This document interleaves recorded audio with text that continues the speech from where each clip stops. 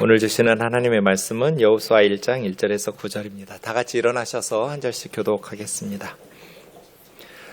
여호와의 종 모세가 죽은 후에 여호와께서 모세의 수종자 눈의 아들 여호수아에게 말씀하여 이르시되 내 종 모세가 죽었으니 이제 너는 이 모든 백성과 더불어 일어나 이 요단을 건너 내가 그들 곧 이스라엘 자손에게 주는 그 땅으로 가라.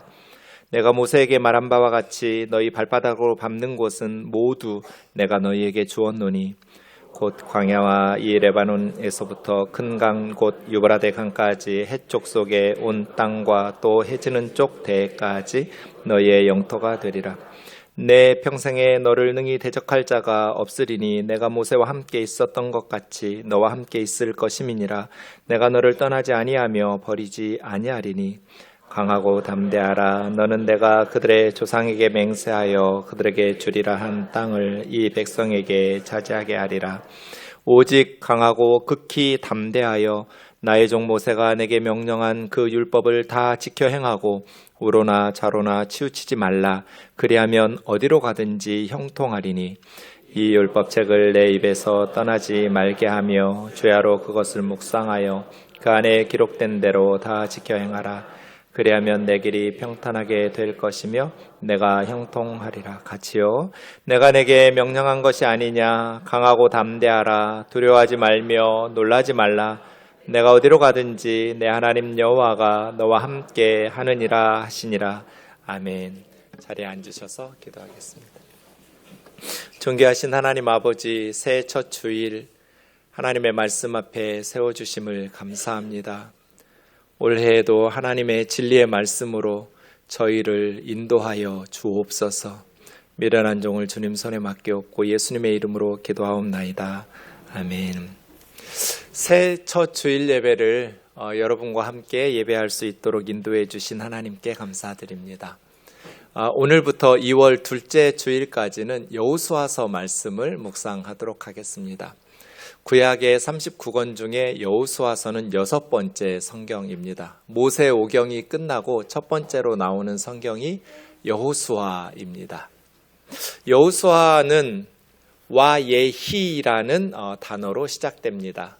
와는 그리고 예히는 있었다는 뜻입니다. 와예히 그리고 있었다. 이것이 원어 성경으로 보면 여호수아서의 첫 번째 단어입니다. 그리고 있었다. 후에 죽은 모세, 이런 순서로 나옵니다. 모세가 죽은 후에 그리고 있었다. 모세가 죽었다고 해서 역사가 끝나는 것은 아닙니다. 모세가 죽은 후에도 하나님 나라의 역사는 계속됩니다. 그리고 있었다. 그런 것을 보면 하나님의 나라는 주님이 다시 오실 재림의 그날까지 이어달리기라는 것을 알 수 있습니다. 아무리 모세와 같이 위대한 사람도 자기 구간만 달릴 수 있습니다. 모세같이 위대한 사람은 몇 구간을 더 달리면 좋을 것 같은데 그렇게 사는 사람은 아무도 없습니다. 우리는 모두 다 하나님이 정해놓으신 자기 구간만 달리고 내 다음에 달릴 사람에게 바통을 넘겨주어야 됩니다. 우리의 구간을 우리가 성실하게 잘 달리면 내 바통을 받아서 달려야 될 내 다음 사람이 수월하게 살아갈 수 있습니다. 근데 우리가 달려야 될 구간을 게으르게 또 혹은 불성실하게 잘못된 길로 달려간다면 내 다음 사람이 힘겨운 인생을 살아야 됩니다. 신앙생활도 인생도 이어달리기라는 것을 기억한다면 우리는 우리의 구간을 잘 달릴 뿐 아니라 내 바통을 물려받아야 될 사람을 잘 양육해야 된다는 것을 알 수 있습니다. 가정도 교회도 나라도 그렇습니다. 개인이든지 공동체이든지 우리는 우리의 구간을 달리고 다음 달려야 될 우리 다음 세대들에게 바통을 물려주어야 합니다. 그리고 있었다. 모세가 죽고 이제 그 다음 하나님의 말씀이 여호수아에게 주어집니다. 여호수아서의 구조는 3 더하기 1의 구조, 이 숫자를 기억하시면 좋습니다. 여호수아는 정확하게 이렇게 4부분으로 구성되어 있습니다. 앞에 세 개는 하나님께서 주도권을 가지고 명령하십니다. 건너라, 취하라, 나누라. 마지막 네 번째는 여호수아가 이스라엘 백성들에게 주도권을 가지고 말하는 섬기라입니다. 건너라는 것은 요단강을 건너라는 것입니다. 그래서 가나안 땅으로 입성하는 본문입니다. 취하라는 것은 가나안 땅을 정복하라는 뜻입니다. 가나안 족속들과 전쟁을 해서 취하는 것입니다. 나누라는 것은 정복한 그 땅을 12지파가 분배하라는 뜻입니다. 이렇게 세 가지는 입성, 정복, 분배, 건너라, 취하라, 나누라는 단어들이 핵심 단어입니다. 그리고 나서 마지막에 여호수아는 이스라엘 백성들에게 여호와만 섬기라 이렇게 권면하면서 여호수아서가 끝이 납니다. 이 네 가지 중에서 가장 중요한 부분은 어디일까요? 섬기라입니다. 아무리 적과 꿀이 흐르는 땅에 살게 되었다 할지라도 여호와를 순종하면서 바르게 섬기지 않으면 이스라엘의 역사는 실패하고 결국 나라는 멸망할 것이기 때문입니다. 그래서 이스라엘 백성들이 요단강을 건너 가나안 땅을 정복하고 12지파가 분배한 후에는 여호와만을 섬기는 것, 하나님의 말씀에 순종하면서 하나님을 섬기기 위해서 그 땅에 들어가는 것이죠. 올 한 해 새해 첫 주일인데 저와 여러분의 삶에 어떤 일들이 펼쳐질지 모르겠습니다. 어떤 교우들은 건너야 될 때가 있고, 어떤 교우들은 취하여야 될 때가 있고, 어떤 교우들은 분배하고 나눠야 될 때가 있을 것입니다. 우리가 어떤 상황에 어떤 일을 만나든지 여호와를 섬기는 복된 한 해가 되기를 주의 이름으로 축원합니다. 모세는 죽었습니다. 하지만 하나님 나라의 역사는 계속됩니다. 그리고 있었다. 와예히. 하나님께서 여호수아에게 말씀하십니다. 내 종 모세가 죽었으니 이제 너는 이 모든 백성과 더불어 일어나 이 요단강을 건너 내가 그들 곧 이스라엘 자손에게 주는 그 땅으로 가라. 내가 모세에게 말한 바와 같이 너희 발바닥으로 밟는 곳은 모두 내가 너희에게 주었다. 두 번이나 반복해서 하나님께서는 내가 주었다, 내가 준다 이렇게 약속의 땅 가나안을 말씀하고 있습니다. 가나안 땅은 하나님께서 선물로 이스라엘 백성들에게 주신 땅입니다. 그런데 이스라엘 백성들이 여호수아와 함께 일어나 요단강을 건너서 싸우러 가야 됩니다. 이미 자기들이 확보한 요단강 동쪽에서 편안히 사는 것은 하나님의 뜻이 아닙니다.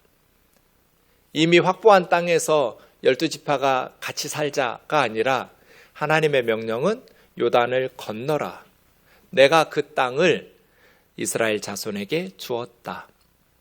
4절에 보면 그 땅의 지리는 남쪽으로는 광야, 북쪽으로는 레바논에서 큰 강 유프라테스, 해쪽 속에 온 땅은 가나안의 모든 지역을 말합니다. 그리고 해의 지는 서쪽에 대해는 지중해를 의미합니다. 남쪽, 북쪽, 동쪽은 이미 두 지파 반이 차지하고 있습니다. 그리고 서쪽 가나안까지 건너가서 싸워서 취해야 된다. 이 모든 지역이 너희의 영토가 되리라. 이렇게 말씀하십니다. 내가 너희에게 주는 너희들이 밟는 모든 곳을 내가 너희에게 주었노니 그 땅을 너희 영토로 삼도록 일어나라 말씀하시는 거죠. 이때 여호수아의 심정은 어떠했을까요? 나이 들었지만 그래도 모세가 살아 함께 기도라도 해주고 있다면 든든했을 거예요. 40년 동안 자기들을 인도했던 하나님의 뜻으로 바르게 인도해 주었던 모세는 이제 죽었어요. 그리고 이스라엘 백성들을 이끌고 요단강을 건너서 가나안 족속과 싸우러 가야 되는 여호수아의 심정이 어떠했을까? 여호수아에게 200여만 명의 이스라엘 백성들의 운명이 달려 있어요. 40년 전에 여호수아는 정탐꾼으로 참여해서 가나안 지역을 40일 동안 정탐한 적이 있습니다.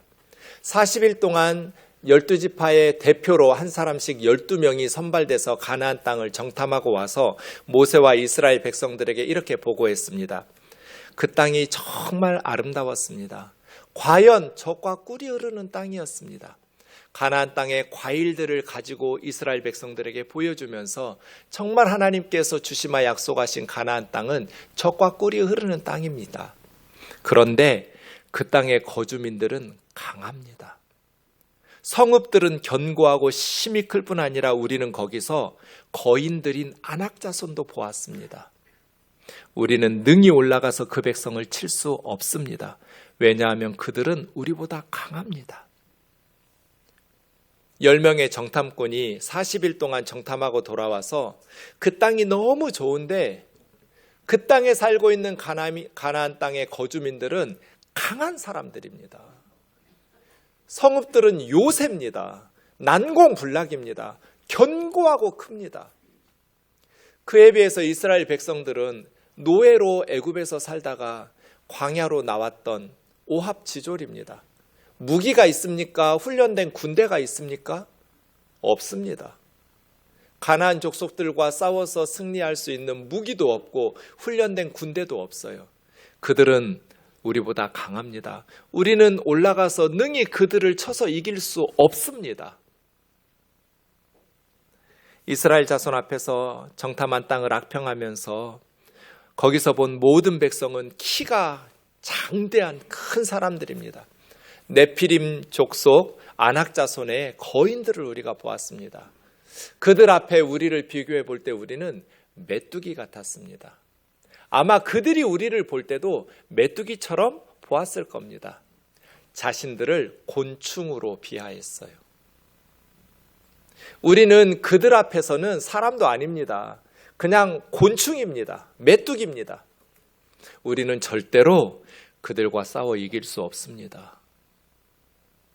40여 년 동안 뭐가 달라졌을까요? 가나안 사람들은 이스라엘 사람들의 소문을 듣고 더 견고하게 싸움을 준비했을 겁니다. 요새를 만들고 성벽을 건설하고 무기를 비축하고 군대를 양성하고, 가나안 족속들은 이스라엘이 자기들을 향해서 전진해 오는 소문을 듣고 더 강력한 싸움의 준비를 하고 있었습니다. 이스라엘 사람들은 광야에서 무기가 생겼나요? 군대가 생겼나요? 없습니다.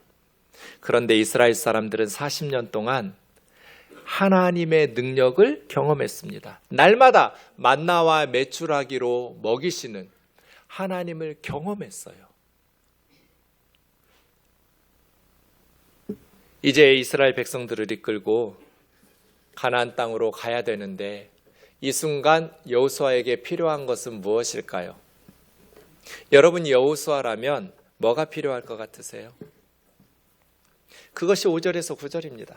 본문은 1절에서 4절까지는 하나님께서 요단강을 건너 백성들과 함께 일어나 그 땅으로 가라. 내가 너희에게 준 땅으로 가라. 여기다. 라고 말씀하시고 명령하셨어요. 이제 여호수아는 백성들과 함께 일어나서 요단을 건너야 돼요. 그때 여호수아에게 필요한 게 뭘까요? 5절에서 9절까지 제가 읽겠습니다. 내 평생에 너를 능히 대적할 자가 없으리니 내가 모세와 함께 있었던 것 같이 너와 함께 있을 것임이니라. 내가 너를 떠나지 아니하며 버리지 아니하리니 강하고 담대하라. 너는 내가 그들의 조상에게 맹세하여 그들에게 주리라 한 땅을 이 백성에게 차지하게 하리라. 오직 강하고 극히 담대하여 나의 종 모세가 내게 명령한 그 율법을 다 지켜 행하고 우로나 좌로나 치우치지 말라. 그리하면 어디로 가든지 형통하리니 이 율법책을 내 입에서 떠나지 말게 하며 주야로 그것을 묵상하여 그 안에 기록된 대로 다 지켜 행하라. 그리하면 내 길이 평탄하게 될 것이며 내가 형통하리라. 내가 내게 명령한 것이 아니냐? 강하고 담대하라. 두려워하지 말며 놀라지 말라. 내가 어디로 가든지 내 하나님 여호와가 너와 함께 하느니라 하시니라. 아멘. 지금 여호수아에게 필요한 건 뭘까요? 강하고 담대한 거. 제 눈에는 샌드위치예요. 지금 여호수아에게 필요한 건 샌드위치예요. 오늘 5절에서 9절까지의 본문은 샌드위치 구조로 되어 있거든요. 샌드위치는 겉이 똑같고 속이 다르죠. 두 부분으로 이루어져요. 5절과 9절 처음과 끝은 임마누엘이에요. 내가 너와 함께 할 거야. 내가 너와 함께 할 거야. 그리고 6절에서부터 8절까지는 강하고 담대하라는 말씀이 반복되고 있어요. 그런데 두 부분이에요. 6절은 땅을 위해서 강하고 담대하라고 그래요. 여호수아야 강하고 담대하라. 그래서 이 백성들에게 그 땅을 차지하게 해라. 7절과 8절은 율법을 위해서 강하고 담대하라고 그래요. 이 율법책을 주야로 묵상하면서 우로나 좌우로나 치우치지 말고 다 지켜 행하라. 그러면 형통하게 될 것이다. 그래서 샌드위치예요. 겉부분이 임마누엘로 에워싸여 있어요. 그리고 속부분은 강하고 담대하라는 것이 두 개, 땅과 율법을 위해서 되어 있어요. 임마누엘을 보시죠. 너의 평생에 너를 능히 대적할 자가 없으리니. 도대체 여호수아가 누구길래 그의 평생에 여호수아를 대적할 자가 없을까요? 여호수아가 중요한 게 아니에요. 여호수아가 싸움을 잘하는 용사여서가 아니에요. 지략가여서도 아니에요. 중요한 것은 내가 모세와 함께 있었던 것 같이 너와 함께 있을 것임이니라예요. 하나님께서 여호수아와 함께 하시기 때문에 여호수아의 평생에 능히 여호수아를 대적할 자가 없다고 말씀하시는 거예요. 내가 너를 떠나지 아니하며 버리지 않을 거야. 여호수아야, 두려워하지 마라. 임마누엘이죠? 내가 모세와 함께 있었던 것처럼 너와 함께 있을 거야. 우리 자녀들이 이 하나님의 음성을 듣기를 주의 이름으로 축원합니다. 아무개야 걱정하지 마라. 너희 엄마와 내가 함께 있었던 것처럼 너의 평생에 내가 너와 함께 할 거야.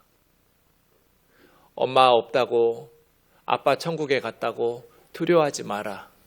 너희 엄마 아빠와 함께 있었던 내가 너와도 함께 있을 거야. 너의 평생에 너를 능히 대적할 자가 없을 거야. 내가 절대로 너를 떠나지 않을 것이고 너를 버리지 않을 거야. 이런 주님의 음성을 우리 자녀들이 들어야 돼요. 임마누엘이죠. 내가 너에게 명령한 것이 아니냐. 강하고 담대하라. 두려워하지 말며 놀라지 마라. 네가 어디로 가든지 너의 하나님 여호와가 너와 함께 하시느니라. 여호수아야, 걱정하지 마라. 네가 어디로 가든지 내가 너와 함께 할 거야. 임마누엘입니다. 그래서 5절에서 9절은 임마누엘로 시작해서 임마누엘로 끝나요. 지금 여호수아에게 가장 필요한 게 뭐예요, 여러분? 모세는 죽었고 자기가 200여만 명의 백성들의 운명을 걸고 요단강을 건너서 가나안 아낙 자손이 있는 크고 견고한 성읍에 있는 그들을 맞서 싸우러 건너가야 되는데 이 순간 여호수아에게 필요한 것은 임마누엘이죠. 임마누엘. 2025년 저와 여러분에게 가장 필요한 것은 임마누엘이에요.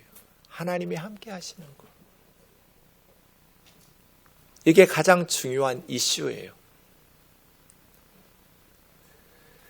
저희 아버지는 50살부터 예수님을 믿기 시작했어요. 그런데 예수님을 믿으시기 몇 년 전에 맹장 수술을 하게 되었어요. 그런데 처음 수술대에 오르니까 벌벌 수술대 위에서 떨었대요. 아버지 수술해 주신 장로님 의사 선생님이 저도 수술했거든요. 그래서 그 장로님이 저한테 아버지 얘기를 해줬는데 너희 아버지가 수술대 위에 있어서 너무 떨어가지고 내가 혼냈다. 맹장은 수술도 아니라고. 맹장 수술하다가 죽는 사람은 아무도 없다고. 그만 좀 떨라고. 몇 년 후에 제가 수술하게 됐어요. 아버지 누워서 수술했던 그 수술대 위에 아들인 제가 누웠어요. 15살 중학교 2학년이었어요. 의사 선생님들이 검사하고 제가 그때 의식을 잃었다 깨웠다 했는데 막 의식을 깨어나고 있을 때 의사 선생님이 저희 부모님에게 설명했어요. 이 아이 지금 당장 수술해야 되는데 수술하다가 수술대 위에서 죽을 확률 50%. 수술하지 않으면 며칠 내에 죽을 확률 100%. 수술하다 죽어도 병원 원망하지 않겠다고 이 종이에 사인해야 우리가 수술할 수 있다. 저희 부모님이 어떻게 하겠어요? 죽어도 좋으니까 수술해달라고 할 수밖에 없죠. 사인하셨어요. 그리고 새벽 2시에 재수술이 시작되었어요. 너무 급하니까 오전까지 의료진이 출근할 때까지 기다릴 수가 없었어요. 새벽 2시에 수술 시작했어요. 갑자기 수술하게 되었어요. 수술대 위에 누워서 팔을 묶고 발을 묶고 혼자 수술을 기다리고 있는데 그때가 제 인생의 지금까지에 살면서 가장 평안했어요. 저는 이미 들어서 알고 있었어요. 이 수술 중에 내가 죽을 확률이 50%야. 그리고 수술 도구들이 소독되어서 온 쟁반들도 보았어요. 칼도 메스들도 다 보였어요. 수술대 위에서 보았는데도 전혀 마음에 미동이 없었어요. 그 수술대 위에 누워있던 순간이 제 인생에 가장 평안했어요. 몇 년 후에 그때처럼 평안해 보려고 의도적으로 노력해도 불가능해요. 다시는 그런 평안을 저는 맛보지 못했어요. 꼭 느낌이 수술실에 아무도 없이 저 혼자였는데 누군가가 껴안고 있는 것 같았어요. 15살이에요. 중학교 2학년 어린애예요. 무슨 믿음이 있었겠어요. 그런데 그냥 누군가가 꼭 껴안고 있는 것과 같이 마음이 너무 평안했어요. 왜 그랬을까요? 제가 믿음이 좋아서가 아니에요. 임마누엘이에요. 왜 맹장 수술을 앞둔 저희 아버지는 수술대 위에서 벌벌벌 떠는데 테이블 데스 확률이 50%라는 말을 들었는데도 그 수술대 위에 누운 저는 그렇게 평안했을까요? 임마누엘의 차이죠. 올해 저와 여러분이 만나는 사건이 맹장 수술이냐 테이블 데스 50%의 가능성이 있는 위험한 수술이냐 이건 중요하지 않아요. 우리가 맞서 싸워야 될 적이 얼마나 강하냐 이건 별로 중요한 게 아니라고요. 중요한 건 임마누엘이에요. 저와 여러분이 하나님과 함께하고 계심을 믿음으로 고백하면서 하나님이 나를 붙들고 계신다. 내 인생 하나님이 책임지신다. 어떤 상황에서도 하나님은 나를 떠나지 않으시고 나를 버리지 않으신다라는 믿음의 고백으로 하나님과 함께한다면 테이블 데스 50%의 가능성이 있어도 평안을 누릴 것이고 아무리 이 수술도 아니에요. 맹장 수술하다가 죽는 사람 아무도 없어요. 라는 작은 어려움에도 하나님의 임재와 하나님의 임마누엘을 경험하지 못하면 두렵고 떨게 될 거예요. 우리가 맞서 싸워야 되는 원수와 적이 얼마나 강하냐, 얼마나 위험하냐 이것보다 더 중요한 문제는 임마누엘이에요. 하나님이 나와 함께 하시느냐. 하나님하고 한편 먹고 싸우는 사람을 누가 이길 수 있겠어요? 하나님이 붙드시는 사람을 누가 능히 대적할 수 있겠어요? 그래서 우리가 아이들을 위해서 가장 기도해야 될 것이 임마누엘이에요. 하나님이 함께 해주세요. 하나님이 동행해 주세요. 우리의 삶에, 우리의 신앙에 가장 중요한 기도 제목이 임마누엘이에요. 하나님, 저를 떠나지 마세요. 저를 버리지 마세요. 하나님, 저와 함께 해주세요.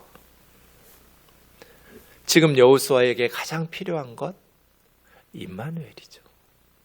하나님이 함께 하시면 두려울 수밖에 없는 그 상황에도 평안을 누리고, 하나님이 함께하지 않으시면 작은 일에도 불안해하고 두려워하면서 흔들릴 거예요. 리더가 흔들려 버리면 공동체 전체가 무너질 거예요. 그래서 하나님은 여호수아에게 그 땅으로 가라고 1절에서 4절까지 말씀하신 후에 5절에서 9절까지 말씀하시는 겉표면을, 샌드위치의 바깥 부분을 임마누엘로 에워쌌어요. 내가 결코 너를 떠나지 않을 거야. 내가 결코 너를 버리지 않을 거야. 두려워할 거 없어. 염려할 것 없어. 내가 너와 함께 할 거야. 그리고 샌드위치 속을 보십시오. 두 가지입니다. 강하고 담대하라. 오직 강하고 극히 담대하라. 강하고 담대하라고 말씀하시는데 이유가 두 가지입니다. 첫 번째는 땅을 위해서, 두 번째는 율법을 위해서입니다. 여호수아, 네가 이 백성에게 그 땅을 차지하게 해야 될 사람이니까 강하고 담대해야 된다.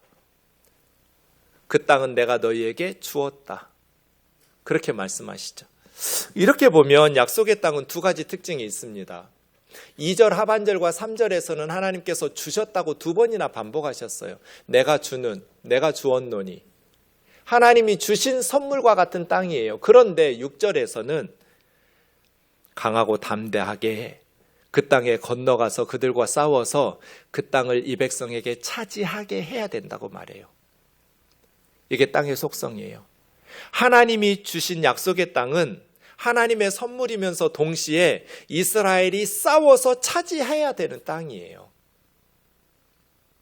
하나님이 주셨으니까 우리는 게으르게 빈둥거려도 얻을 수 있는 땅이 아니에요. 근데 신앙생활 하시는 걸 보면 두 쪽에 한 가지를 포기하고 치우칠 때가 많아요. 둘 다가 필요한데 말이에요. 어떤 분들은 1번 하나님의 선물이라는 것을 자꾸 잊어버려서 자기 힘으로 싸우려고만 해요. 그렇게 하다가 안 되면 포기해버려요. 하나님이 주신 땅이라는 확신이 있으면 포기할 필요가 없거든요. 반대로 어떤 이들은 하나님이 주셨다라는 것만 믿고 기도는 열심히 하는데 자기가 싸워야 될 실력을 길러야 될 일들을 게을리해요. 그러면 하나님이 주시고 싶어도 주실 수가 없어요. 하나님이 주신 땅을 취하는 방법은 하나님이 주신 선물이라는 것을 확신하면서 내가 실력을 기르고 성실하게 땀 흘려 노력하면서 일해야 돼요. 올해 우리 아이들에게 하나님이 주신 취업, 그것이 땅이라면 하나님이 주신 나에게 어떤 직장을 주실 거라는 확신을 가지고 하나님이 선물로 주신다라는 믿음을 가지고 열심히 취업을 위해서 실력을 기르고 준비해야죠. 그런 방식으로 하나님은 그 땅을 선물로 주시겠죠. 진학이라면 어떤 대학을 위해서 열심히 공부하고 실력을 기르고 그런데 공부만 해요. 기도하지를 않아요. 그러니까 흔들리죠. 불안하죠. 또 어떤 이들은 기도만 해요. 공부는 안 하고. 그런 학생들을 보면 너무 안타까워요. 둘 다가 필요한 거죠. 하나님이 주신 땅을 얻는 방법은 하나님이 주셨다라는 믿음의 확신 가지고 흔들림 없이 불안해하지 말고 하루하루 성실하게 순간순간을 실력을 기르면서 일하고 공부하다 보면 어느 순간 때가 되면 하나님께서 선물로 주시는 거죠. 그 땅을 위해서 강하고 담대해야 돼요. 이스라엘은 소풍 온 거 아니에요. 목숨 걸고 싸워야 돼요. 두 번째 7절 8절에 보면 율법을 위해서 강하고 담대하라고 그래요. 6절에 그 땅을 위해서 강하고 담대한 것은 이해가 되는데 7절과 8절에 율법책을 위해서 강하고 담대한다는 건 조금 이상해요. 제가 느낄 때 그랬어요. 율법이 지금 이 순간에 왜 나왔지? 6절만 있어도 되지 않나? 5절, 6절 다음에 9절로 넘어가도 될 것 같은데 7절과 8절이 길게 붙어 있어요. 왜 그럴까요?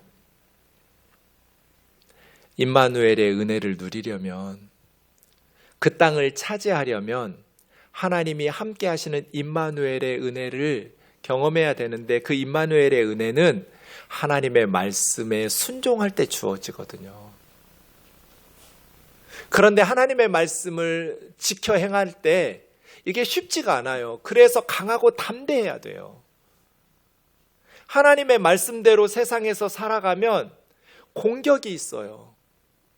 주변 사람들이 계속해서 공격해요. 흔들어 놔요.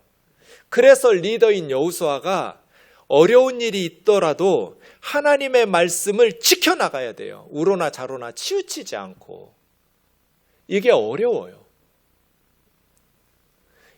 여호수아의 말대로 일이 술술 잘 풀리면 하나님의 말씀 지키기가 쉽죠. 그런데 어려움이 닥치고 실패하고 넘어질 것 같고 망할 것 같은 이런 상황이 오면 주변에서 흔들어댈 거거든요.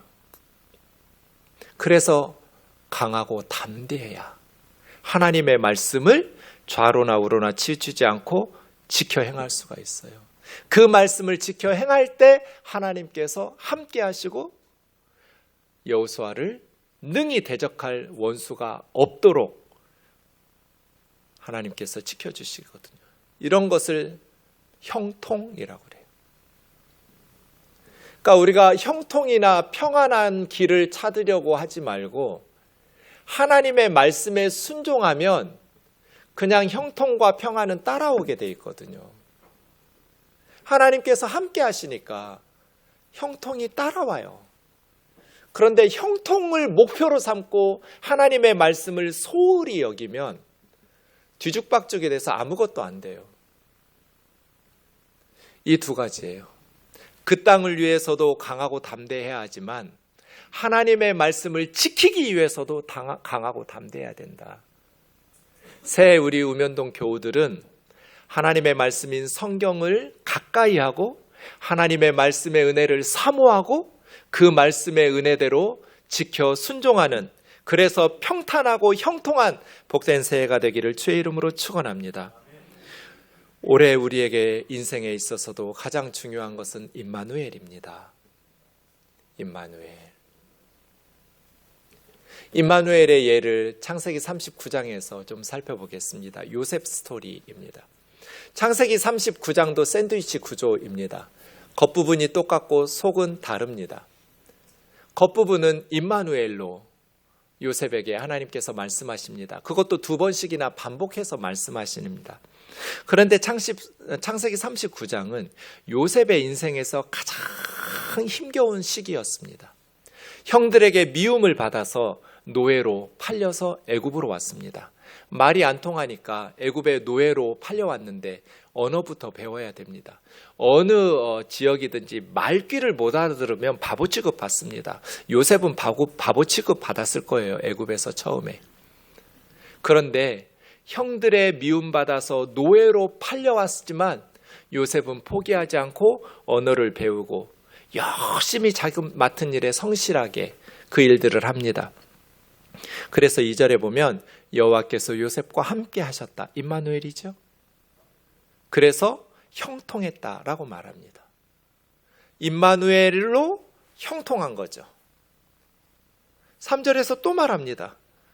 보디발이 여호와께서 요셉과 함께 하시는 임마누엘을 보아서, 범사에 형통하게 하심을 보아서, 이 보디발이라는 사람은 애굽의 바로 왕의 근위대장입니다. 높은 지위에 있는 바로의 최측근인 고위직 사람이에요. 그런데 그 집안에 있는 많은 종들의 애굽의 명문대학 나온 애굽 사람들이 많을 거잖아요. 그 사람들을 다 제끼고 보디발이 히브리에서 돈 주고 사온 요셉을 가정총무로 삼아서 가장 높이 올려놨어요. 이게 쉬울까요? 어렵죠. 보디발의 집안에 있는 그 전에 보디발의 집에서 높은 지위의 역할을 맡고 있었던 그 애굽 명문대 출신들의 경험 많은 그러한 보디발의 하인들이 굉장히 불평하고 원망했을 거예요. 새파랗게 젊은 17살의 노예로 팔려왔는데 요셉이 히브리 종 출신을 우리보다 더 위에다가 둔다고? 주인이 되게 마음이 불편했을 거예요. 그런데 그렇게 할 만큼 요셉은 하나님과 함께 했고 하나님께서 함께 하시니까 형통했어요. 요셉에게 무슨 일을 맡기면 잘 돼요. 그런데 문제는 요셉이 너무 잘생겼어요. 요셉이 너무나 잘생기다 보니까 보디발의 부인이, 이 주인의 안주인이 요셉에게 눈짓을 하다가 통침을 요청하는 거예요. 지구상에서 맨 먼저 눈 화장을 시작한 여자들이 이집트 여자들이에요. 보디발의 부인이 눈화장 예쁘게 해가지고 날마다 이렇게 이상한 눈빛을 보내는 거예요. 요셉, 나랑 한 번만 자자.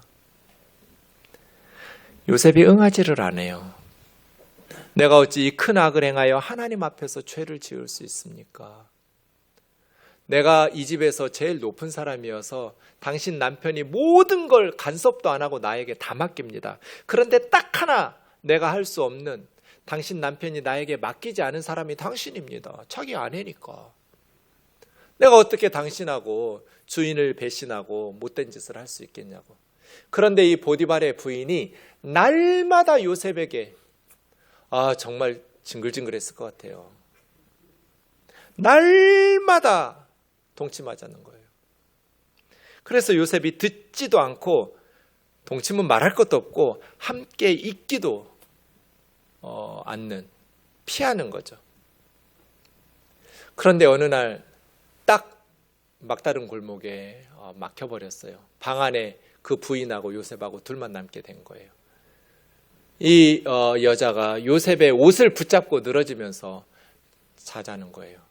그래서 요셉이 자기 겉옷을 그냥 그 여자 손에 내버려 두고 그 방을 뛰쳐나가 버렸어요. 그 모습을 보면서 이 보디발의 부인이 소리를 지르기 시작합니다. 사람들이 몰려들었겠죠? 저 히브리 종놈이, 내 남편 주인이 히브리 종놈을 데려다가 지금 애굽의 민족주의를 가지고 부추기고 있는 거예요. 사람들의 불만을 부추기면서, 저 히브리 사람을 데려다가 당신들 머리에 세웠는데 우리 애굽 사람인 나를 희롱하고 겁탈하려고 그랬다. 옷 벗고 달려드는 것을 내가 소리 지르니까 자기 옷도 챙겨가지 못하고 지금 도망 나갔다. 남편이 집으로 돌아왔습니다. 남편에게도 말합니다. 당신이 그렇게 애지중지하던 히브리 종놈이 나를 겁탈하려고 하다가 내가 소리를 질러서 옷을 버려두고 도망갔습니다. 그 주인이 자기 아내에게 당신의 종이 이같이 했다는 말을 듣고 심히 아내의 말을 듣고 분노하기 시작합니다. 그래서 요셉을 감옥에 죄수로 쳐넣습니다. 완전히 자기 죄를 요셉에게 덮어 씌웠어요. 그런데 창세기 39장은 어떻게 끝나냐면 23절까지 있는 성경인데요. 21절과 23절에서 다시 임마누엘을 2번 반복하면서 형통했다고 말해요. 여호와께서 요셉과 함께 하셨다. 그래서 간수장에게 은혜를 입게 하셨다. 여호와께서 요셉과 함께 하셔서 간수장이 감옥에 있는 모든 재반 사물을 요셉에게 다 맡겼다. 특이하게도 창세기 39장도 샌드위치죠. 요셉 스토리는. 앞부분에서 하나님께서 함께 하셨다. 그래서 형통했다. 2번 반복했고, 끝날 때도 하나님께서 요셉과 함께 하셨다. 그래서 형통하고 은혜를 입게 하셨다. 2번 반복했어요. 그런데 그 가운데는 요셉의 인생에 가장 억울하고 가장 분한 사건이에요. 못된 여자, 악한 여자가 자기의 정욕을 채우려고 그렇게 날마다 유혹하다가 그거에 넘어가지 않으니까 요셉에게 완전히 뒤집어 씌워서 이제는 주인을 배신하고 강간 미수범으로 감옥에 갇힌 죄수가 되었어요. 그런데 성경은 여호와께서 요셉과 함께 하셨다고 말씀하세요. 하나님께서 함께 하시면 억울한 일도 안 당하고 하는 일마다 다 형통한가? 그렇지 않아요. 하나님께서 함께 하셔도 요셉과 같이 억울한 일들을 만나기도 해요. 하지만 하나님께서 함께 하시니까 요셉은 포기하지 않아요. 넘어지지 않아요. 그냥 다시 일어나요. 감옥에서도 요셉은 자포자기하면서 인생 막 살지 않았어요. 얼마나 요셉이 열심히 살았는지 간수장이 요셉에게 감옥의 모든 재반 사물을 다 맡겼어요. 그런데 그 감옥은 왕의 장관들이 오는, 왕의 신하들이 오는 감옥이에요. 이전에 요셉은 보디발의 집에서 가정 총무로서 리더십을 훈련했어요. 이제는 감옥에서 애굽 제국 전체 정치를 보면서 제국을 운영할 수 있는 정치인으로 훈련되고 있었어요. 하나님의 시간이 되자 이제 애굽은 바로에게 불려나가서 총리가 되죠. 애굽의 총리가 된 건 하나도 중요하지 않아요. 누군가는 총리하겠죠. 중요한 것은 어떤 총리였느냐, 이게 중요해요. 요셉은 최고의 총리가 돼요. 그냥 총리가 아니에요. 몇백 년이 지난 후에도 애굽이라는 제국을 든든하게 세우는 토지법을 개혁하면서 7년 동안 흉년에 주변 나라 사람들이 다 굶어 죽어가고 있을 때 애굽 사람들 하나도 굶어 죽이지 않고 주변 나라 사람들까지 다 살려내는 총리예요. 정말 탁월한 정치인이 되었어요. 그렇게 총리가 될 줄 알고 하나님께서 그런 위대한 사람으로 만들어 주실 줄 알고 감옥에서 요셉이 버틴 거 아니에요. 자기가 총리 될 줄 몰랐어요. 그런데 하나님이 함께 하시니까 그런 억울한 상황에서도 그렇게 사람들이 손가락질을 하고 비난하고 강간미수범이라고 주인을 배반한 나쁜 놈이라고 욕해도 요셉은 하나님과 함께 일어서는 거예요. 사랑하는 자매 형제 여러분, 하나님께서 함께 하시면 억울한 일도 없고 하는 일마다 형통하지는 않아요. 하지만 하나님께서 함께 하시면 어떤 상황에서도 완전히 포기하거나 절망 속에서 헤매지 않아요. 일어서요. 요셉의 큰아들 이름이 뭐예요, 여러분? 므낫세예요. 므낫세. 므낫세 뜻이 뭐예요? 망각이에요. 망각. 잊어버리겠다. 이 이름 생각할 때마다 너무 가슴 아파요. 자기의 살아온 세월이 얼마나 가슴 아팠으면 잊어버리겠다고 자기 장남 이름을 지었을까요? 므낫세.